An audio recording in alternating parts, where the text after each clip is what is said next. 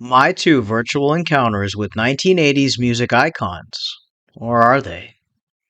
I was honored to receive a message from someone pretending to be the one and only Cher, the famous singer.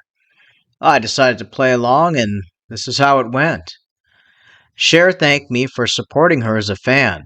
If it was not for people like me, God wouldn't have let her make it this far. God bless, said Cher. Cher then asked me to tell her what kind of t shirt I wanted and my home address. I told Cher I don't need a t shirt. She then asked how I'm doing today, and I told her I was well, that my grandkids are here and we're planning game night, as they play games and I reward the winners with gift cards.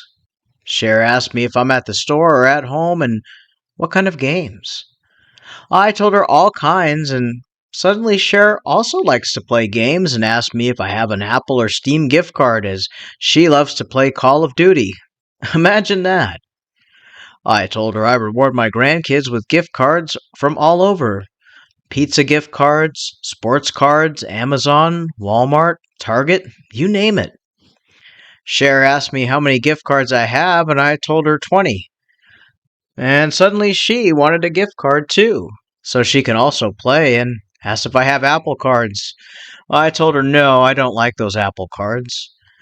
Cher asked me to take a picture of the Walmart and Target gift cards for her, and I told Cher no, you have to win the game to get the gift card. You can't just get one. She begged me to just send her one. A picture, one of the cards, please. I sent Cher a picture of the front of the card, and she asked for a picture of the back, and I told her no, you'd have to play the game to win the card.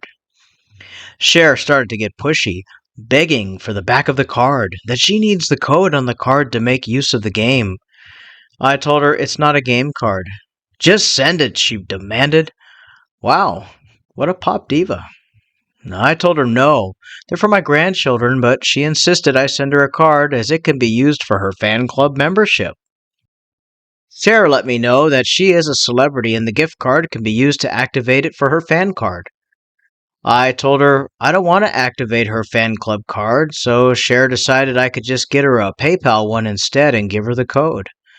I told Cher I don't buy gift cards for celebrities. You're rich, buy your own. She did agree, but then again started begging me to send her a card.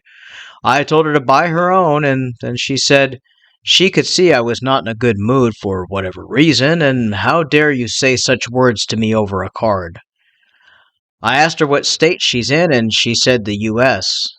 I again asked Cher which state, to which she replied, Tampa, Florida. I asked Cher for her mailing address. I might have a card for her, but she insisted I just snap a picture and send it in the chat. No, it has to be swiped at the mall. Give me your address, I told Cher. I told her I would give it to her after game night. It's a paper gift certificate worth $1.25. Send me a picture and give me the code. I need it now. My, Cher was so demanding. I told her no, it's a paper gift certificate, not a gift card. Take a picture, Cher insisted. I need to see it. I told her no, I'm not interested, forget it. Fine, Cher said. I don't know, I'm not forcing you. I don't like the way you talk to me. I asked Cher if she was in Africa. Her reply was that she didn't know what Africa was and she has to go check in with her manager and she doesn't have time for all this. Cher ran off into the sunset of the virtual world. If only she could turn back time. Story 2. My encounter with someone pretending to be Phil Collins. Phil messaged me asking how I was and if I was a fan, and if so, how long. I told him I've been a fan since I saw him on Oprah all those years ago. He asked if I was registered under his management. I asked him registered for what?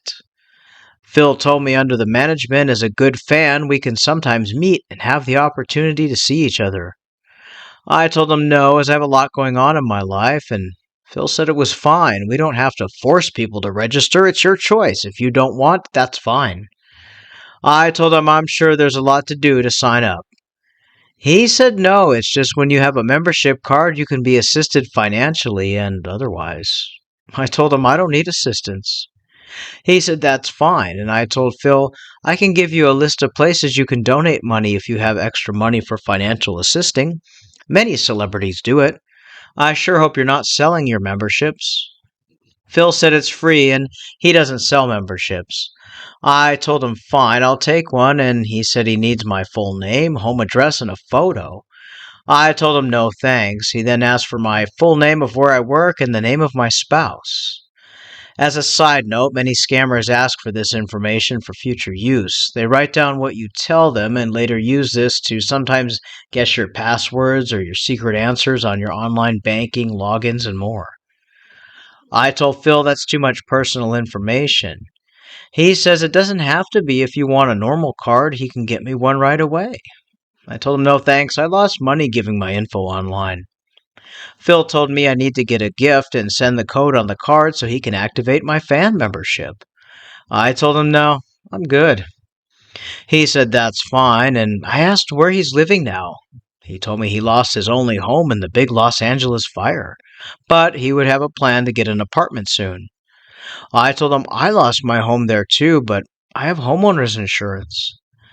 Phil asked if I had heard about the government intervention fund, and he ignored that and went back to again asking for an Apple gift card and snap a picture of the card, or go send it to me once you get home from the store, or just go and get me one. Phil told me they're already processing my application for his fan club, so I have no choice but to go get the gift card now. It's company policy, and they can't stop the application process. I asked him how he can be processing it as he doesn't even know my real name. Phil said to tell my husband he doesn't have a choice and it must be processed. I gave him the name of Phil Collins' real daughter, an address to the movie on To Kill a Mockingbird, and told him my husband would laugh his heart out if he heard this. I also sent him a picture of Phil Collins' daughter and said it was me. He then demanded the code off an Apple card. I sent him an card that was faded, it was used, and I told him it was used. He said if it's used. I told him yes, I can mail it to you. Phil got frustrated and said it's company policy to have a brand new card, not a used one. And I again told him I'll mail him a card, and he said it's company policy to keep private his mailing address. It's a secret. I then told him never mind, have a good day, and he stopped talking to me. Poor Phil, no card for him. We'd like to thank this lady for sharing her encounters. Sadly, a lot of people are falling for fake celebrity profiles that will message fans at random. They usually find fans' information on the real artists' websites or social media pages where people will reply to a real celebrity's post and say they're a great fan. Scammers then message you from there. Real celebrities don't charge you gift cards for fan club memberships, and they don't private message you. If you get a private message by your favorite singer, artist, actor, the best thing you can do is block, because it's going to be a scammer, especially if they ask you for gift cards to join some certain kind of club or do a meet and greet. Just block and move on. And as always, stay safe.